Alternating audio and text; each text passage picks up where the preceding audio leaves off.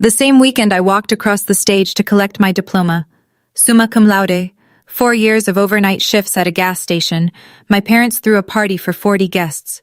Champagne, fairy lights, a custom cake with gold lettering. None of it was for me. It was my sister's engagement party. My chair in the auditorium stayed empty. And my mother's only text that night was, "Sorry, honey, Kendra needed us more. You understand."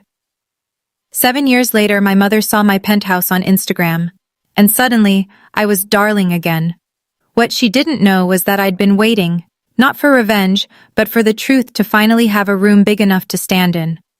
When I showed up to that family dinner, I brought a manila envelope. What was inside changed everything, but not the way my mother planned. Before I go on, if this story resonates with you, hit like and subscribe, but only if you genuinely connect with it. Drop your city and local time in the comments.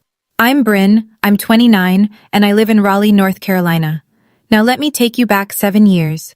To the day an empty chair in the front row told me everything I needed to know. I grew up in Cooperton, Georgia, the kind of town where everyone knows your last name before your first. The Myers family lived in a yellow ranch house on Pecan Lane. 4 bedrooms, 1 bathroom, and a refrigerator covered in Kendra's face. Kendra is 3 years older than me. Prom queen, homecoming court, captain of the dance team. Every Friday our mother, Donna, would post a new photo album on Facebook. My beautiful girl at the fall formal. My star shining bright. You'd think she only had one daughter. I wasn't invisible, I was just convenient. I worked the 11 to 7 shift at the Shell station on Route 9, so I wouldn't need to ask for textbook money. I carried a 4.0 through all 4 years of high school. When I got the letter from NC State, full academic scholarship, I ran into the kitchen waving it like a flag. My mother glanced up from her phone. "That's nice, honey. Can you tell Kendra dinner's ready?" I taped my honor roll certificate on the refrigerator that night, right next to Kendra's senior portrait. By morning, it was gone. I found it in the recycling bin under a cereal box. When I asked my mother about it, she didn't even look up. It cluttered the fridge, Bryn. There wasn't room. There were 11 photos of Kendra on that refrigerator. 11. I counted. My father, Gerald, was a mechanic at Dillard's auto shop. Good hands, quiet mouth. He loved us both. I believe that. But he loved peace more. And in our house, peace meant agreeing with Donna. I didn't know it then, but that refrigerator was a scale model of everything that would come after. May 2019. NC State commencement. The arena held 4,000 people, and I could hear every single one of them. Families screaming names, air horns, someone's grandmother blowing a whistle. The noise was enormous. And in the middle of it, row 7, seats 4 and 5, empty. I'd sent the invitation 2 months early, reminded my mother 3 times. The last time, she squeezed my hand over FaceTime and said, "We'll be there, of course. Wouldn't miss it." They missed it. I walked across that stage in a blue gown with a gold cord. Summa cum laude. The dean shook my hand and said, "Outstanding work, Ms. Myers." I smiled. I looked at row 7. Nothing. Afterward, families swarmed the lawn. Girls my age buried in hugs, fathers lifting diplomas over their heads for photos. I stood by the exit, holding mine in both hands like a tray. My phone buzzed. One text from Donna. "Sorry, honey. Kendra needed us more. The engagement party was today, and you know how she gets. You understand, right?" I read it twice. Then I walked to the parking lot, sat in my Civic, and placed the diploma in the trunk, next to my laundry bag. I didn't cry. Crying would have meant I was surprised. And I wasn't. Not really. I sat there for 20 minutes. The lot emptied. I didn't know where to drive. What I also didn't know, not for another 7 years, was that my father had been in that arena. He'd been sitting in the back row, 10 minutes before my name was called. But I'll get to that. 1 week later, I drove the 4 hours back to Cooperton, walked through the front door and found the living room still decorated. Silver balloons sagging in the corner, a half-eaten sheet cake on the counter that read, "Kendra and Travis Forever," in pink frosting. My graduation had been 7 days ago. The confetti from my sister's engagement party was still on the floor. "Mom, why didn't you come?" Donna was folding napkins at the kitchen table. She didn't look up. "Bryn, Don't make this about you again. Kendra's engagement was a once-in-a-lifetime thing. So was my graduation. She paused, looked at me the way you'd look at a child asking for a second dessert. You'll have other achievements, honey. Kendra needed the spotlight that day. I stood there, holding my car keys so tight the metal bit into my palm.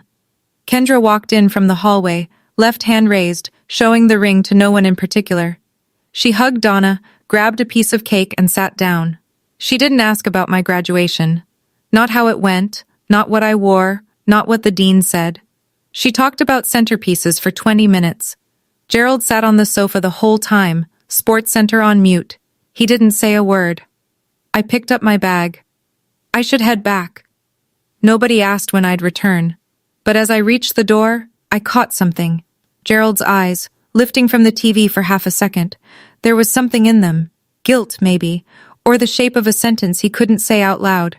He looked away before I could be sure. I drove 4 hours to ask one question. I got my answer before anyone opened their mouth. I moved to Raleigh that summer and didn't look back. Rented a studio apartment the size of a walk-in closet. Took an entry-level data analyst job at a logistics company. Ate rice and frozen vegetables 5 nights a week and told myself it was a lifestyle choice. It wasn't glamorous. But it was mine. 1 year after graduation, I was 23. My phone rang at 9 on a Tuesday night. Donna's voice, low and strained. Bryn, the mortgage payment went up. Your father's back is giving out. He can barely work full shifts. We might lose the house. I stared at my ceiling. That yellow ranch house on Pecan Lane. The porch where I learned to ride a bike. Gerald's workshop in the garage. How much do you need? $1,200 a month, just until we're back on our feet. $1,200, almost half my take-home pay at the time. I did the math in my head, then did it again, and agreed anyway. I set up an automatic transfer. The first one went through on October 15th. Every month after that, $1,200 left my account on the 15th. Like clockwork. Like rent for a house I didn't live in. Around 2 years ago, when I was 27, I met Marcus at a friend's housewarming party. He's a CPA, the kind of guy who reads bank statements the way other people read novels. Steady, direct. The first person who ever looked at my budget and said, Bryn, you're being too generous for your own good. I laughed it off. At the time, 6 years, $1,200 a month. I never once asked to see the mortgage statement. That was my biggest mistake. 3 years ago, the phone rang again. Same voice, same Tuesday night timing. Bryn, the car died. Your father needs a vehicle to get to the shop. I found a good deal. A used Chevy Equinox, $22,000. But my credit score won't qualify. I need you to co-sign. I held the phone away from my ear and stared at it. Mom, co-signing is a big commitment. It's a $22,000 loan, Bryn. I'll handle every single payment. Don't you trust your own mother? I thought about Gerald limping to the bus stop. I thought about the garage where he taught me how to change a tire when I was 12. I signed the papers the following week. For the first 2 years, Donna paid on time. Never missed a due date. I almost forgot the loan existed. Then, 6 months ago, I got a notice from the bank. Late payment. 14 days overdue. I texted Donna. Mom, the car payment was late. Is everything okay? Just a hiccup, honey. Don't worry about it. 2 months later, another notice. 19 days late. Mom, this is affecting my credit. Bryn, I said I'll handle it. You're making a big deal out of nothing. But it wasn't nothing. Marcus explained it to me one night over takeout. Every late payment hits your credit report. If your score drops below the threshold, it could trigger a review on your mortgage. My mortgage. The one on the penthouse I'd just closed on 6 months earlier. The biggest purchase of my life. Donna had my signature on a loan, and she was starting to use it like a leash. I sat at my kitchen counter one night and did what I do best. I ran the numbers. 72 monthly transfers at $1,200. That's $86,400. Sent to my parents over 6 years, for a mortgage. Then there was the cosign. $22,000 with my name on it, and a payment schedule that was starting to slip. My credit score had already dropped 11 points in 3 months. Marcus pulled up my mortgage agreement and pointed to a clause. If my credit fell below a certain threshold within the first 2 years of the loan, the lender could initiate a review. Not automatic foreclosure, but enough to trigger questions I didn't want to answer. I loved that penthouse, not because it cost $990,000, not because of the view from the 14th floor. I loved it because it was the first place I'd ever walked into and thought, I built this. No one gave it to me. No one co-signed for me. No one's name is on the deed but mine. And now it was at risk because my mother couldn't, or wouldn't, make a car payment on time.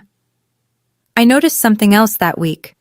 Donna had unfollowed me on Facebook months ago, but she still followed my Instagram, the account I barely used. Until the penthouse photo. I leaned back in my chair and said it out loud, just to hear how it sounded.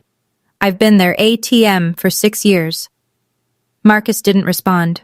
He didn't have to. If I kept going, I'd lose the penthouse. I'd lose my credit. I'd lose everything I'd built with my own hands. But losing money wasn't what finally made me act. What happened next was 4 months before the dinner. The calls started coming twice a week. Kendra's going through a rough patch. Travis lost his job. Did I tell you that? Everything's so expensive now, Bryn. Each call followed the same rhythm. Donna would start soft, build to a request, and finish with a guilt trip wrapped in silk. Mom, I'm already sending $1,200 a month. I know, baby, but family helps family. What about Kendra helping herself? The line went quiet. When Donna spoke again, her voice had dropped 2 degrees. Don't be cruel. She's your sister.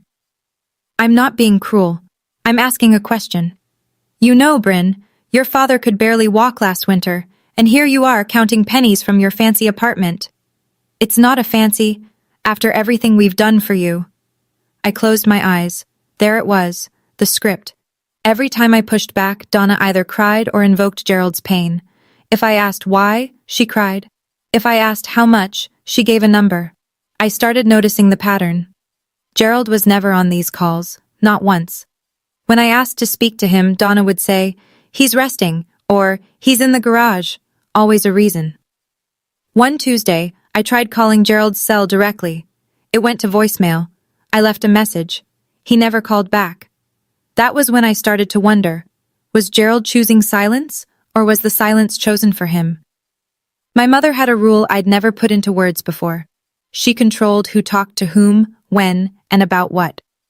Every conversation in the Myers family went through Donna first. I was starting to see the pattern, but I didn't see the full picture yet. Tax season. Marcus and I sat on the living room floor surrounded by W-2s, receipts, and a laptop showing my bank account. He scrolled through the transfers and frowned. Why are you still sending $1,200 a month to your parents? Mortgage help, you know that. Right, for a house in rural Georgia. He pulled up Zillow on his phone. What's their address? I told him. He typed it in, turned the screen toward me. The house on Pecan Lane. Estimated value, $185,000. Built 1996. Last sold, 1998. Marcus leaned forward. A house like that, bought in the late 90s in Cooperton, Georgia. What do you think the original mortgage was? I don't know. Maybe $120,000? On a 30-year fixed? The payment would have been under $800 a month, and that's before they've paid it down for 20-plus years. He set the phone on the coffee table. Bryn, you're sending more than their likely payment. I stared at the screen. The little yellow house. The porch. The mailbox Gerald repainted every spring. There's a chance, Marcus said carefully, that the house is already paid off. I didn't answer. Something was shifting inside my chest. Not anger yet, but the shape of it. Like seeing a crack in a wall you'd always assumed was solid. I'm not telling you what to think, Marcus said. I'm telling you what the numbers say. That night, I couldn't sleep. I lay in bed doing arithmetic. 25 years of payments on a $120,000 mortgage. Even without extra payments, the math was tight. Where was my money going? I called Donna on a Wednesday. Midday. I wanted her alert, not tired. Mom, I have a quick question. Sure, honey. What's the exact mortgage balance on the house? Silence. 3 full seconds. Why are you asking? I just want to know where my money's going. Her voice changed. Not loud. Donna never yelled. She cooled, like someone opening a window in January. Are you accusing me of something, after everything I've done for this family? I'm asking a question, Mom. I don't appreciate the tone, Bryn. I really don't. You sound like you've been talking to someone. A pause. Is this Marcus? Is he putting ideas in your head? This is me asking a simple question. You know what, Bryn? I've got a lot on my plate right now. Your sister's barely keeping it together, your father's health is a mess, and I might not even be able to make the car payment this month. My hands are full. I gripped the phone so hard my knuckles whitened. She didn't answer my question. She answered a different one I hadn't asked. The car payment. My cosign. She'd dangled it like a warning flare. Mom? I have to go. Kendra's calling on the other line. Click. I sat on the edge of my bed, hands flat on my knees, breathing slow. She didn't give me a number. She didn't say the balance was 50,000 or 10,000 or anything at all. She pivoted to tears, then to blame, then to a threat, all in under 2 minutes. My mother had just used a car loan to keep me in line. And that's when I knew. This wasn't about helping family. This was leverage. Okay, I need to pause here for a second. Did you catch that? My mother never answered the mortgage question. She went straight to a threat about the car payment. Why do you think she reacted that hard to a simple number? Where do you think that money's been going for 6 years? Drop your predictions in the comments. I'm genuinely curious if you see what I didn't see for way too long. Hit like if you're still here with me. Alright, back to the story. Because what happened next changed everything. 3 months before the dinner, a Saturday morning, Marcus came into the kitchen holding his laptop like a serving tray. Sit down. I sat. He'd pulled up the public county records for Cooperton, Georgia. Property tax filings, deed transfers, lien history. All of it free, all of it online. With my permission, he'd searched the Myers household. He turned the screen toward me. The house on Pecan Lane. Mortgage status, satisfied. Payoff date, March 2019. No liens, no HELOC, no second mortgage. March 2019. I started sending money in October 2019. The house had been paid off for 7 months before my mother ever called me asking for help. Marcus printed the property deed record, slid it across the table. I looked at it the way you look at an X-ray when the doctor's face has already told you the news. $86,400. 6 years of transfers. For a mortgage that didn't exist. I didn't say anything. I stood up, put on my running shoes, and ran for 45 minutes through downtown Raleigh. I passed the coffee shop where Marcus had first told me I was too generous. I passed the park where I'd sat on a bench last Thanksgiving and called Gerald, only to get voicemail. I ran until my legs burned and my mind went quiet. When I came back, Marcus was still at the table. Same seat, same screen open. Whatever you decide, he said. I'm here. I poured a glass of water and drank it standing up. I know the money didn't go to the house, I said, but I don't know where it went. The answer came from someone I didn't expect, and it came with a phone call I almost didn't take. Uncle Frank is my father's older brother, 62, carpenter, hands like leather, voice like gravel. He's the kind of man who says 3 words when most people need 30. He'd stayed in touch with me after graduation. A text on my birthday, a call at Christmas. Never much, but always there. So when his name lit up my phone on a random Thursday afternoon, I picked up fast. Bryn, can we talk? Just you and me? Of course, Uncle Frank. He cleared his throat. Your mother's been telling the family you don't call, that you moved away and cut everyone off. She told your Aunt Ruth you refused to help when your daddy had that kidney stone last year. I blinked. Dad had a kidney stone? Last October. He was in the ER for 2 days. Nobody called me. That's what I figured. A long exhale. There's more. Donna came to me last month asking if I'd lend Kendra $15,000. I said no, asked why. She said Kendra's going through hard times. His voice tightened. I said, Donna, Bryn sends you money every month. She said that was for the mortgage, so I told her, Donna, I helped Gerald paint that house last summer. He told me himself, the mortgage is done. I stopped breathing. What did she say? Nothing. She hung up. The room tilted. My mother hadn't just lied to me. She'd lied to the whole family. About the money, about my absence, about everything. I don't know all the details, Frank said quietly. But something's wrong, sweetheart. Be careful when you go home. He said one more thing before hanging up. But I wasn't ready to share that part yet. I spent the next 6 weeks doing what I do best. Organizing. First, the car loan. I contacted the bank and applied to refinance the Equinox loan into my name alone. My credit score, despite the late payments, was still strong enough to qualify solo. The refinance removed Donna as co-borrower. She'd still have the car, but the loan was mine now. She couldn't use it as a leash anymore. If she stopped paying, I'd handle it directly and repossess the vehicle if needed. Second, the timeline. I printed my bank statements going back 6 years. Every transfer to Donna, date, amount, reference note. Then I placed the property deed record next to them. One column, purpose as stated by Donna Myers, mortgage assistance. Other column, actual mortgage status, paid in full since March 2019. 2 pages, clean, no emotion, just numbers. Marcus looked it over and said, "This reads like an audit summary." Good. I slid the pages into a manila envelope, put it in my bag. Third, and this one I didn't plan. I was cleaning out my closet that weekend when I found a box of college things, notebooks, a parking pass, and at the bottom, the graduation invitation I'd mailed to my parents 7 years ago. Cream cardstock, gold lettering. I'd written on the inside, Row 7, Seats 4 and 5, saved for you. I held it for a long time. Then I put it in the envelope with everything else. I wasn't building a case, I wasn't plotting a scene, I was simply gathering the truth and putting it in order. If no one ever asked, the envelope would sit in my closet forever. But I had a feeling someone was about to ask. 2 weeks before the dinner, a Sunday evening, I was standing on my balcony watching the sun drop behind the Raleigh skyline, pink and gold bleeding into the glass of the buildings downtown. I took a photo on impulse, 14 floors up, the city stretching out below, my coffee mug on the railing. I posted it on Instagram with one word, home.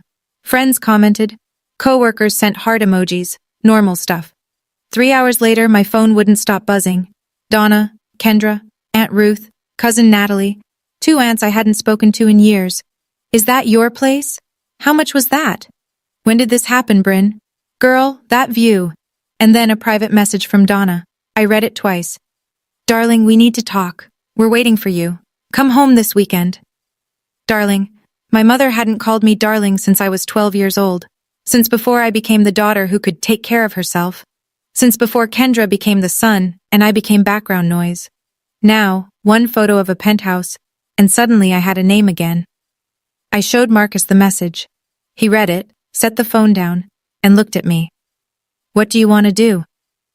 I already knew. I'd known since the moment I saw the property deed. I'll go. You think it's just dinner? No, I think it's a stage. I picked up the phone. But I've got my own script. I typed back. I'll be there Saturday. The manila envelope was in my bag. The refinance was done. The auto transfers had been canceled 3 days earlier. I agreed to go, not because I was naive. I agreed because the envelope was already packed. The Thursday before the dinner. I called Natalie, Uncle Frank's daughter, my closest cousin. She works at the county clerk's office in Cooperton. We'd always gotten along, even when I stopped coming home. Hey Nat, how's everyone? She hesitated. That half-second pause people make when they're deciding how honest to be. Bryn, can I ask you something? Go ahead. Your mom's been telling everyone you moved away and cut the family off, that you never call, that when your dad was in the hospital last year, she called you and you hung up on her. My jaw tightened. She never called me about Dad, Natalie. I didn't even know he was sick. Silence. She said you hung up. She lied. More silence. Then softly. I believe you. Some of us have been wondering. The story never quite made sense. You always seemed like the responsible one. I leaned against my kitchen counter and pressed my palm flat on the cold granite. This was the moment. Not the money, not the cosign, not even the empty chair at graduation. This. Donna hadn't just taken my money. She'd taken my name. She'd rewritten 7 years of history and cast me as the villain, the ungrateful daughter, the one who abandoned her sick father, and everyone at that dinner table on Saturday had been fed that version of me. "I'm glad you're coming Saturday," Natalie said. "Some of us have been worried about you." I hung up. My hands were shaking, not from fear, from the kind of anger that sits low in your ribs and doesn't make noise. Stealing my money was one thing. Stealing my name, that I could not let stand. Saturday was coming, and I was bringing a different story. Saturday. Marcus and I left Raleigh at 7 in the morning, 5.5 hours on I-85 South, then 2-lane roads through Pine Country until the Cooperton exit. I drove. Marcus kept his hand on my knee and didn't ask questions. The manila envelope sat in my shoulder bag on the back seat. When we turned onto Pecan Lane, I counted the cars, 8, 10, 14, lining both sides of the street, spilling onto the neighbor's lawn. "That's not a family dinner," Marcus said. No, it wasn't. I parked at the end of the block. Through the front window, I could see the living room. Packed. I recognized Aunt Ruth's silver hair, Uncle Dennis's truck in the driveway, Natalie's blue Camry, neighbors, people from church, at least 20 people inside. I looked at Marcus. He looked back. "They set a stage," he said. I grabbed my bag, felt the weight of the envelope through the leather, and stepped out of the car. The front door swung open before I reached the porch. Donna rushed out, arms wide, tears already glistening. "My baby's home! Everyone, Bryn is here!" She wrapped me in a hug that smelled like Estee Lauder and butter rolls. Behind her, people clapped. Actually clapped. Like I'd returned from war. Inside, a long dining table pulled from the kitchen into the living room.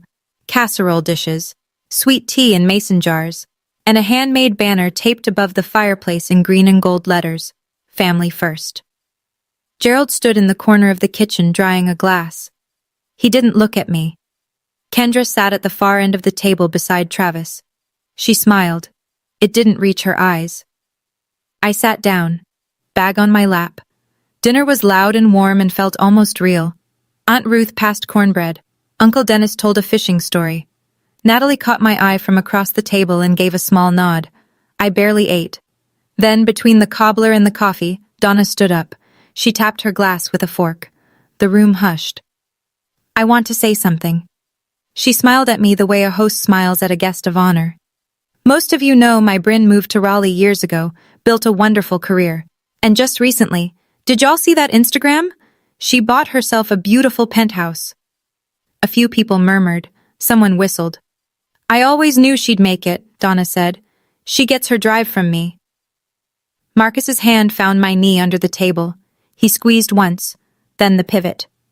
"And because family is everything to the Myers, Bryn has generously offered to help Kendra and Travis get back on their feet. They've had a hard year, Travis between jobs, the house situation, and Bryn has already said she wants to step up." I had not said that. I had never said that. Not in a text, not on a call, not in any universe. But the room didn't know that. They clapped. Kendra dabbed her eyes with a napkin. Travis nodded slowly, like a man receiving communion. Donna turned to me. That smile. That warm, practiced, airtight smile. "Honey, do you want to say a few words?" 23 faces turned toward me. The room was silent except for the tick of the kitchen clock and the hum of the refrigerator. The same refrigerator that once held 11 photos of Kendra and none of me. My mother had written my lines. But I brought my own script. Before I could speak, Kendra stood up. Her chair scraped the floor. Her mascara was already running, either real tears or a very early start. "I just want to say," she began, voice cracking, "this has been the hardest year of my life." She told the room about Travis losing his real estate job, about falling behind on the house payments, about lying awake wondering how she'd keep her 2 girls, Lily, 5, and June, 3, in the same school district. She didn't mention why Travis lost his job. She didn't mention the gambling. She didn't mention what I'd later learn about the DUI. Aunt Ruth reached across the table and squeezed Kendra's hand. "Oh, honey, that's terrible." Uncle Dennis looked at me. "Bryn, you gotta help your sister. That's what family does." Cousin Natalie said nothing. She watched. The room folded around me like a closing fist. Every pair of eyes carried the same expectation. 23 people who'd been told I was the absent daughter, the one who disappeared, and now here was my chance to prove I still had a heart. Donna placed her hand on my shoulder. Gentle, firm, the weight of it was precise. "You'll do the right thing, won't you, baby?" I looked around the table. Aunt Ruth, Uncle Dennis, the neighbors from church, Gerald, standing in the kitchen doorway, staring at the floor. Then I looked at Marcus. He was calm. His eyes said what his mouth didn't. "You've got everything you need." I stood up. Donna beamed. Kendra clutched her napkin. Travis straightened in his chair. They thought I was about to say, "Of course, anything for family." I reached into my bag and pulled out the manila envelope. I opened the envelope slowly. No rush. I pulled out 2 sheets of paper and held them at my side. "Before I say anything, I want everyone in this room to know something." My voice was steady. I'd practiced this in the mirror, not the words, just the breathing.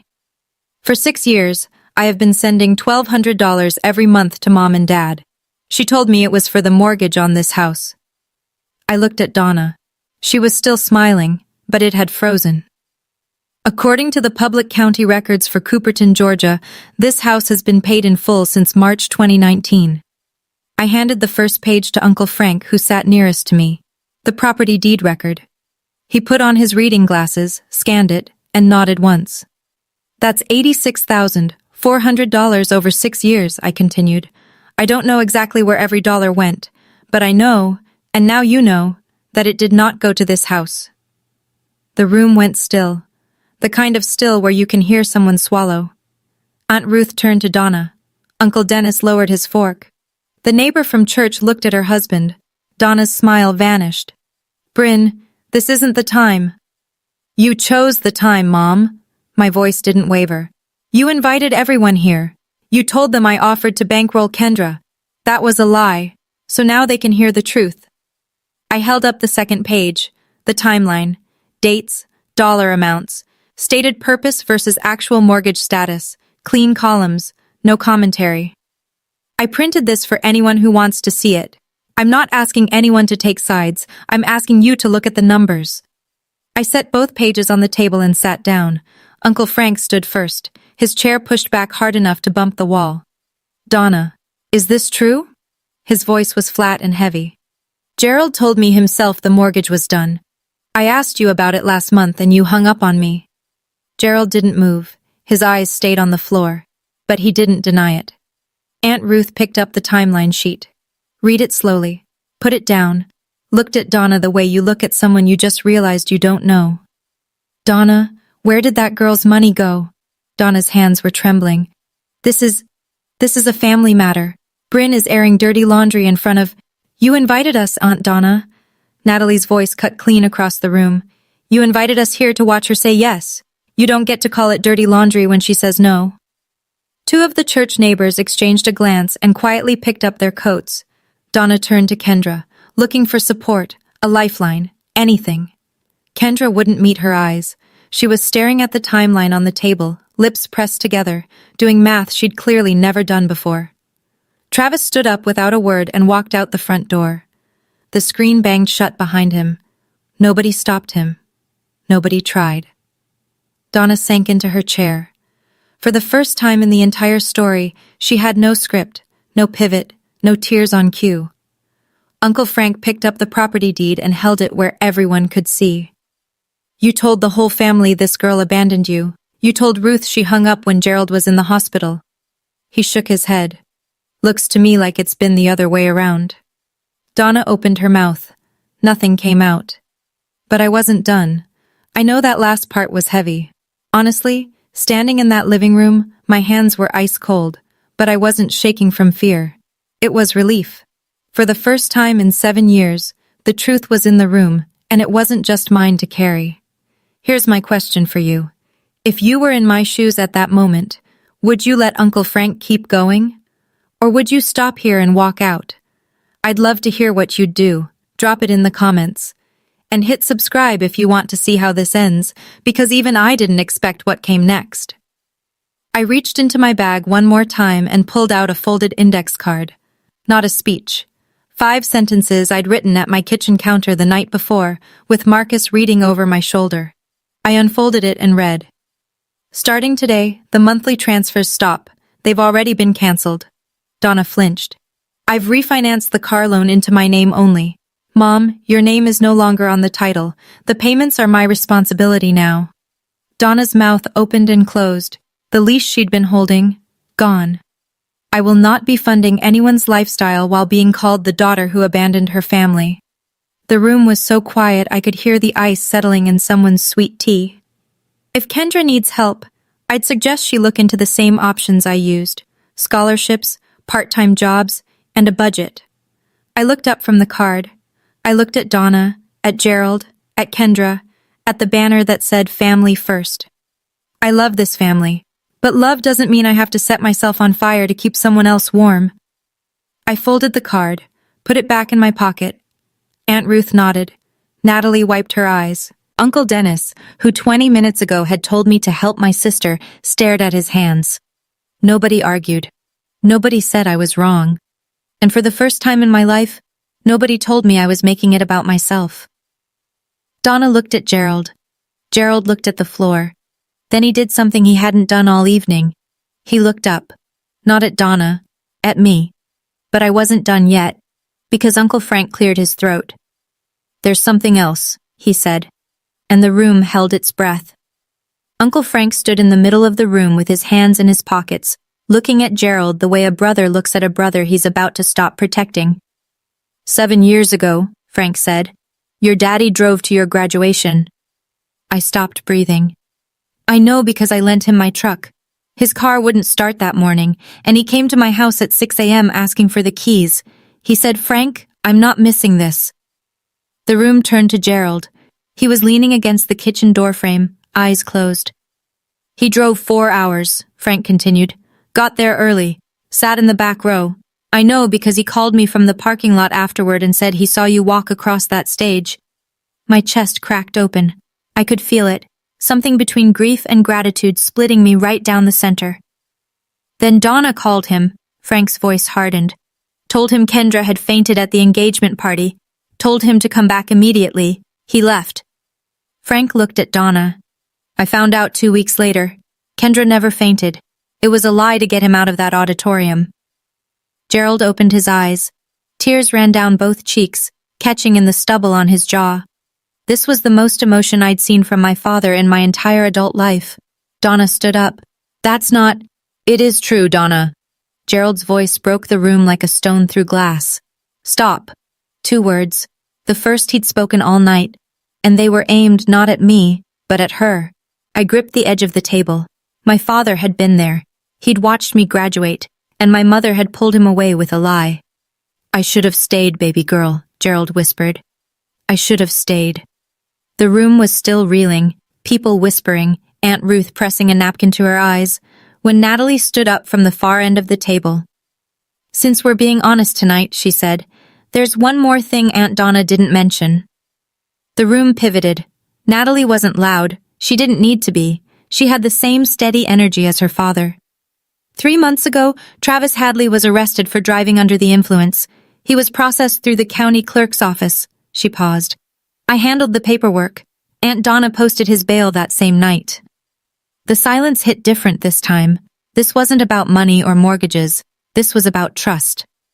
Kendra turned to Donna, her face drained white. What? Travis had come back inside and was standing near the door. He went red from the collar up.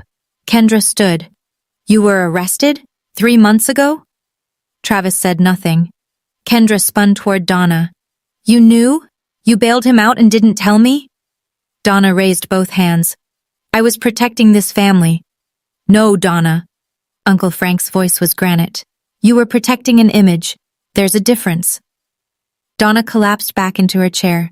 The banner above her head, Family First, hung there like a caption no one believed anymore. For the first time in my memory, my mother didn't have a rebuttal. No tears, no deflection, no after everything I've done. Just silence, and a tablecloth she kept smoothing with both hands, over and over, like she could press the wrinkles out of the evening. I looked around that room, at the faces of people who had, until 15 minutes ago, believed I was the problem. Now they were looking at Donna, and she had nowhere left to turn. Things moved quickly after that. Uncle Frank put his hand on Gerald's shoulder. "Come on, brother, let's go get a coffee." Gerald hesitated, looked at Donna, then looked at me. Then he did something I'd never seen him do in 30 years of marriage. He chose someone other than Donna. He picked up his jacket and walked out the front door with Frank. The screen door closed softly behind them. No slam, just a click. But it echoed. Aunt Ruth came over and held both my hands. "We didn't know, sweetheart. I'm so sorry. If I'd had any idea." Uncle Dennis stood behind her, arms crossed, shaking his head. "Donna told us you'd gone cold. I should have called you myself." Natalie hugged me at the door. "You did the right thing. I know it doesn't feel like it right now." It didn't, and it did, both at the same time. Kendra hadn't moved from her chair. She sat with her hands flat on the table, staring at the timeline sheet I'd left there. Her mascara was ruined, real this time. Not performance tears, processing tears. Travis was already gone. His truck pulled out of the driveway while Aunt Ruth was still talking. 3 church neighbors slipped out without a word.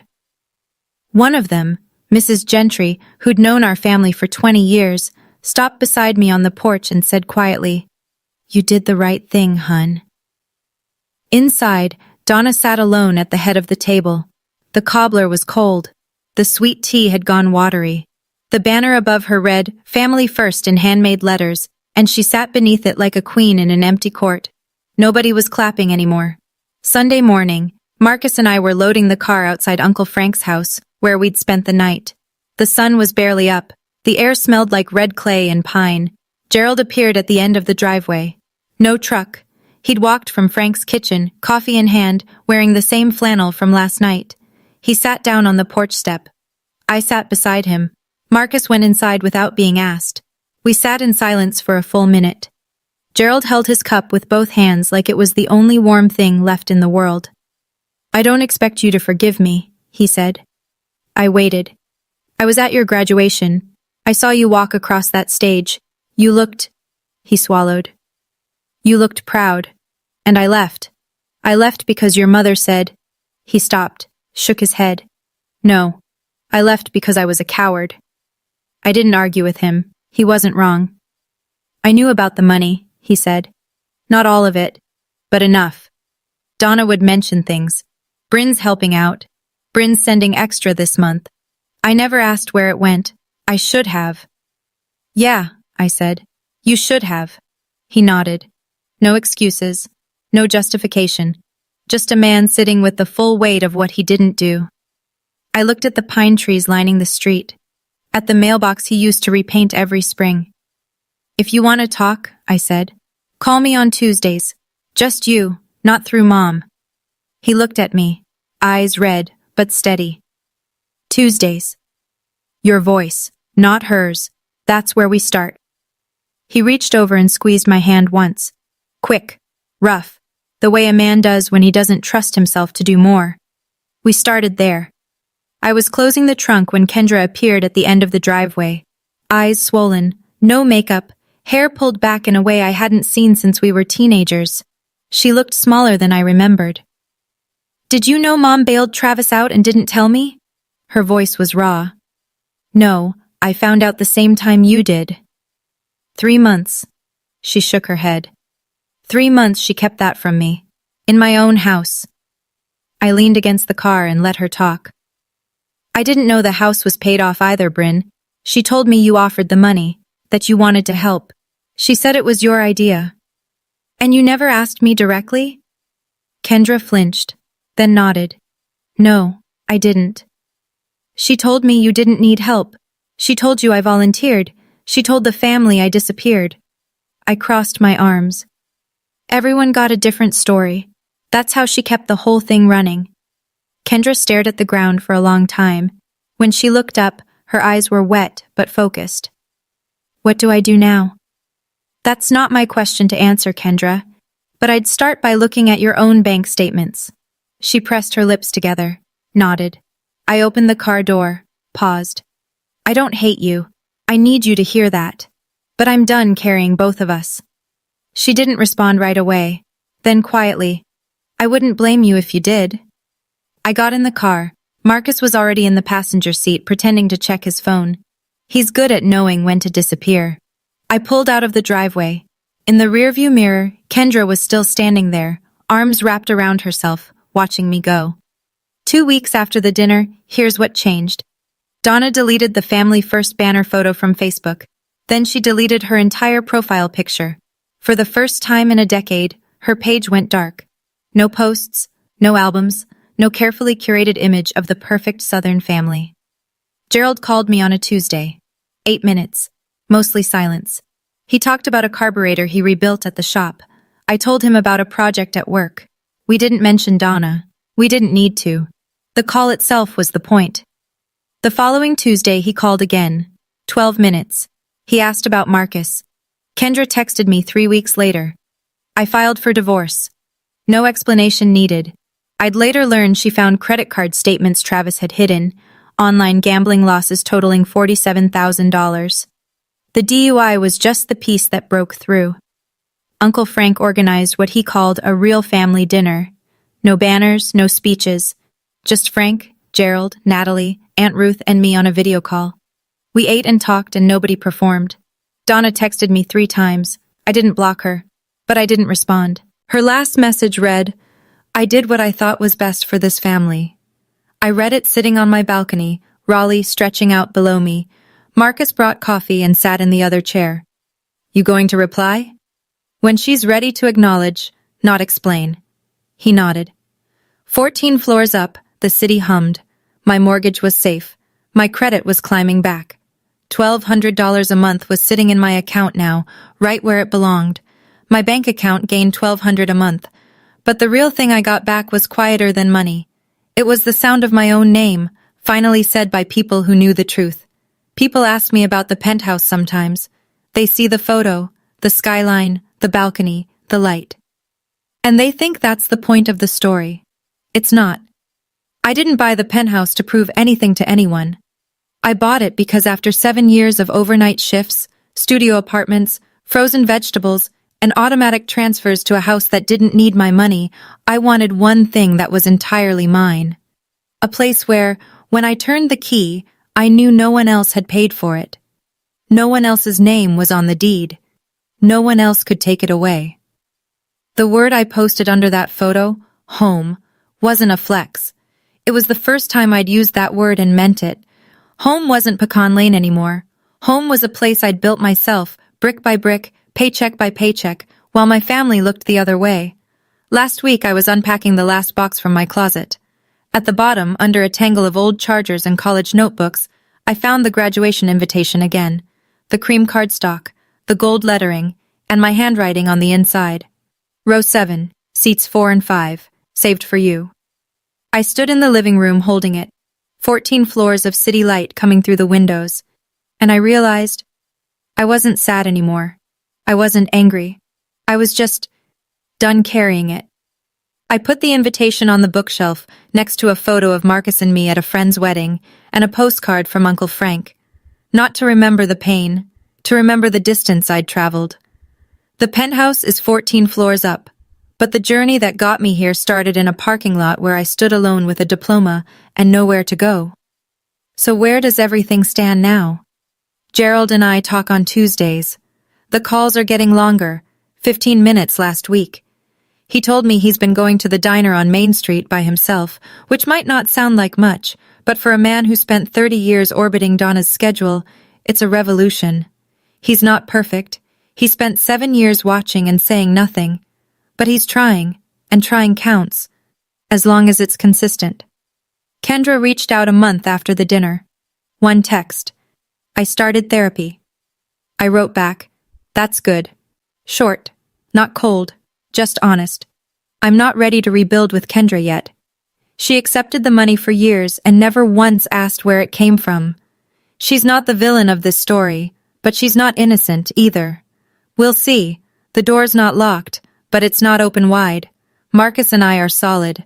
He doesn't bring up the dinner unless I do. Some nights we sit on the balcony and say nothing. Those are my favorite evenings. And Donna, She hasn't reached out in a way that feels real. Her texts are still wrapped in justification. I was trying to keep this family together. You don't know the pressure I was under. None of it starts with I was wrong. I'm not waiting for a perfect apology. I know she may never give one. But the minimum is acknowledgement, not explanation, not deflection, not repackaging, just, I lied and it hurt you. Until that happens, the door stays where it is. Boundaries don't require the other person's approval, they only require yours. I learned that at 29, sitting in a living room full of people who finally heard the truth. Better late than empty. I'm not telling you this story so you'll hate my mother. I'm telling you because somewhere out there, someone is listening to this in their car, or on their headphones, or lying in bed at midnight, and they're sending money every month to someone who promised it was for one thing, but it's going somewhere else. They're getting calls that start with family helps family, and end with guilt. They're being told they're selfish for asking where their own paycheck goes. If that's you, here's what I want you to know. You are enough. You've always been enough. The person who can't see it, that's their blindness, not your failure. Loving your family doesn't mean you have to let them consume you. You can love someone and still say, no more. Those two things don't cancel each other out. They never did. And if the day comes when you draw a line and they call you ungrateful or selfish or cold, remember this. Selfish people rarely lose sleep worrying about being selfish. The fact that it keeps you up at night is proof you're not what they say. I used to think strength meant enduring, taking the hit and standing back up. And sure, there's a kind of strength in that, but there's another kind. The kind where you stop stepping into the ring altogether. That's where I am now. Not fighting, not running, just standing in a home I built with my own name on the door, drinking coffee on a balcony 14 floors above a city that doesn't know my story. The empty chair at my graduation used to be the saddest thing I owned. Now it's just a chapter. And the chapter has a different ending than the one my mother wrote for me. 7 years ago my mother texted me, "You understand, right?" For a long time I thought I did. I thought understanding meant accepting, absorbing, making room for other people's choices and calling it grace. I don't think that anymore. Today, if she asked again, I'd say, "Yes, Mom. I understand now. I understand that I deserved better, and I finally gave it to myself." My diploma hangs in my home office now, next to a photo of Marcus and me at his sister's cookout, a framed postcard from Uncle Frank that says, "Proud of you, kid," in his carpenter's handwriting, and my first marathon finisher's medal. Raleigh Half Marathon, 2 years ago. I cried at the finish line. Not because it hurt, because nobody had to carry me. On Tuesday nights, my phone rings. Gerald's name. I always pick up. Last week he said, "I told my buddy at the shop about your penthouse." He said, "Your girl did all that on her own?" And I said, "Yeah, she did." I pressed my lips together so he wouldn't hear me smile. That's enough for now. It's not a fairy tale. It's not a full reconciliation. Some things don't come back all the way, and I've made peace with that. But I'll tell you what I have. I have a home. I have a man who reads bank statements for fun and never once told me how to feel. I have a father who's learning to call. I have a bookshelf with a 7-year-old invitation on it and a view of the city I chose for myself. And I have my name back. Not the one Donna gave the family. The real one. The one I earned. If this story resonated with you, I'm glad. If you just listened for the drama, that's fine too. Either way, thank you for staying. Thank you for staying until the end. That means something to me. If you've ever had to set a boundary with someone you love, even when it cost you, I'd love to hear your story in the comments. I read every single one. Hit like if this one made you think. And if you want more, there's another story waiting for you in the description below. Same kind of family drama, but the twist? You won't see it coming. I didn't either. Take care of yourselves. And remember, your name belongs to you. Nobody else gets to rewrite it. See you in the next one.